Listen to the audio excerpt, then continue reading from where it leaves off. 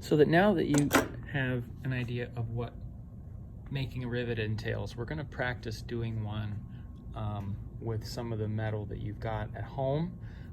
You're going to utilize a piece of your copper sheet metal, as well as you're going to take off a little piece of your copper wire. So hold off on the wire for now, but what you can do actually is you're going to cut a piece of sheet metal about like this, and this is what we'll actually drill and insert the rivet into.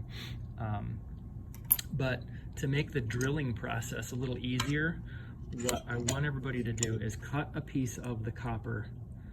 It doesn't have to be quite this big, but what you're going to do, I'm going to move the camera for a second.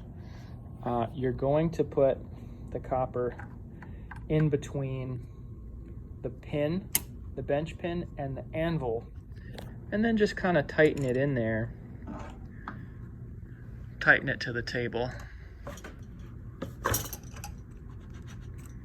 so that it's, you know, secure enough. It doesn't have to be like bulletproof stuck in there. And you're going to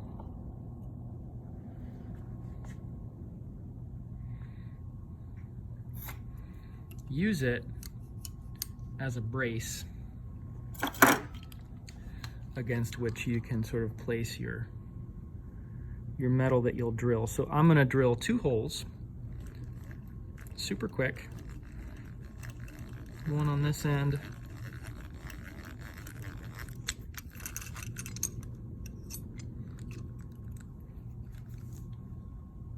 that's one, and then I'm going to drill another one on the opposite end like this.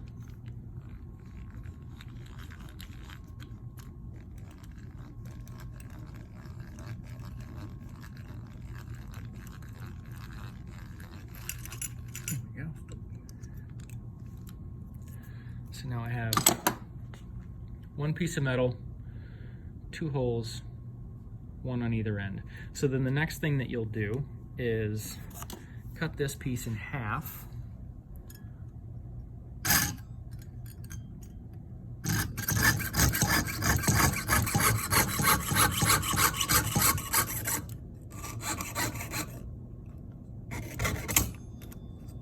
So that you've got 2 pieces with corresponding holes. And it's at this point we're going to just kind of eyeball how the holes match up, and then we're going to test fit some of your wire. It should just sneak through like this. And so I think it's probably pretty clear what we're going to do. What we've got to do, I think probably the trickiest part, is that we need to cut the wire. It's a really, really short piece of wire that we have to cut.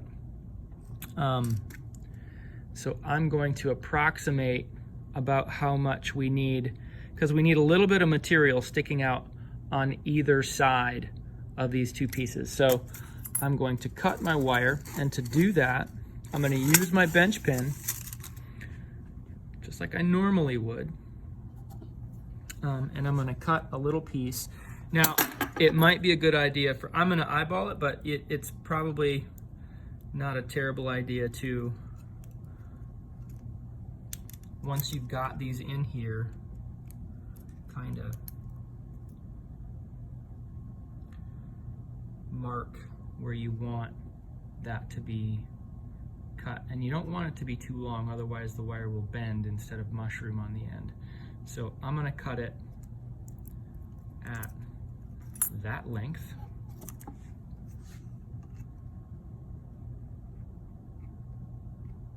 And if it's too long, let's say that you cut it, and then once you've got your piece, it's like a little like you judge that it's just a little too long. That's not a big deal really, because all you've got to do is get your little file and just zing zing, just take a little bit off of the end there, and it should take off a little bit of material, no problem. So at this point, I'm going to put my pieces of plate onto the anvil.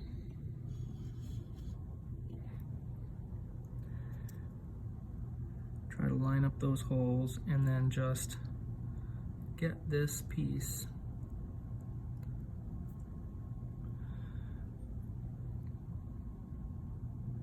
to bridge through the two holes, like you can see.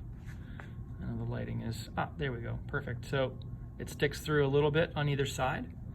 And so I'm gonna place that flat on my anvil. Now, we've talked about this before, but the real purpose of having this anvil, this guy here, is to, is to kind of hammer against. And you never want to hammer against your anvil with your hammer directly. The hammers that you guys have are not made to hammer hard metal, and the steel and iron pieces that we use in class, they are hardened metal. They're much harder than the metal that we use to make stuff with in class. Like copper is, we're starting with copper actually because it's very soft. So what we start with, once we have this lined up, is we're gonna try to start mushrooming the top of this little rivet, this little piece of wire. And I'm gonna do that. This is different from the hammers you guys have because I'm out of ball peen hammers, but your ball peen hammer will work just fine. You're gonna hold your metal in place with one hand, and you're going to lightly tap around the face of that little rivet pin, just like it was illustrated in the video.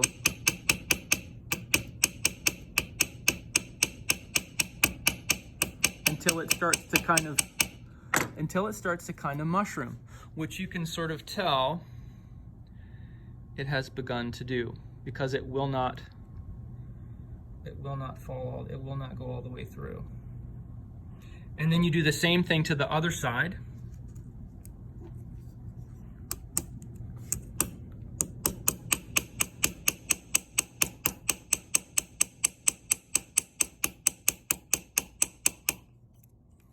And if you do it properly, you've got a rivet that holds your two pieces of metal together nice and tight.